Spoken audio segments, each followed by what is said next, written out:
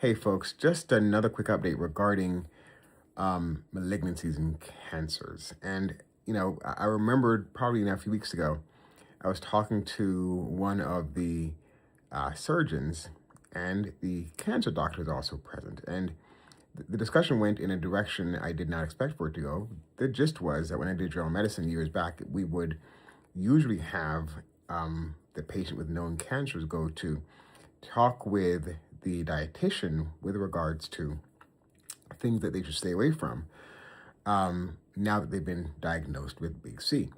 Now, I'll tell you that's no longer the case, right? No longer the case. And in fact, people have their chemotherapy and they go right back to having their, high fructose corn syrup, their juices, their orange juice or fruit punch, or whatever they're having, and back to the pancakes and the cereals. And now we've been saying now for quite some time that when you have chronically elevated blood sugars, that leads to inflammation. So processed foods, for example, any of those breads, pastas, any of those things lead to elevated blood sugar levels, and that as a default, then will typically be a source of inflammation. As I said before, inflammation is kind of the genesis of many diseases, to include a malignancy. Now, there are a few doctors out there still, and I don't fully understand where they're coming from, that essentially, will encourage you to, quote, eat more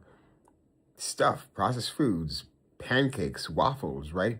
To, quote, keep your energy up. But cancers are very tricky, and they tend to, they find ways to get their energy. In fact, they do a very interesting thing called angiogenesis, in that they build these architecture of blood vessels to extract nutrients, to include sugar, from your blood vessels or from your tissues, to use it to grow. That's what it does. And so some of us are on this side of the fence, would caution folks in terms of several things. Number one, glucose.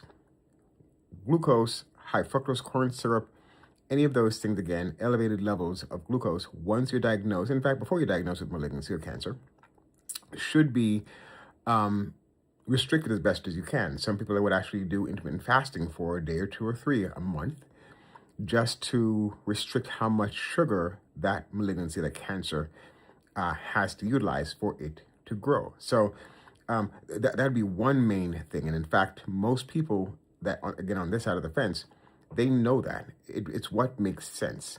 And so they tell folks not to consume excess sugar, because excess sugar for many years now have been known to cause, again, inflammation, and that inflammation then tends to lead to destructive things in the system. So that's the first one. Restrict as best as you can glucose and high fructose corn syrup. The other thing is support your mitochondria. Support the mitochondria really means that keep it as best as you can in tune, right? After about the age of 40, thereabouts, it begins to, almost like a used car or battery in a car, it begins to wane to some degree. And it wanes from lots of things, right? Many times it's processed foods, high fructose corn syrup still, things like alcohol, for example, low oxygen states, lack of exercise, and those things, it tends to cause havoc and destruction of the mitochondria. And as that powerhouse, again, it energizes essentially all the cells in your body, as that powerhouse begins to wane, it slips a little bit, and it could cause some problems. So you want to then increase anything that supports the mitochondria. And one thing I've talked about before is CoQ10, or the active ingredient ubiquinol. CoQ10, ubiquinol.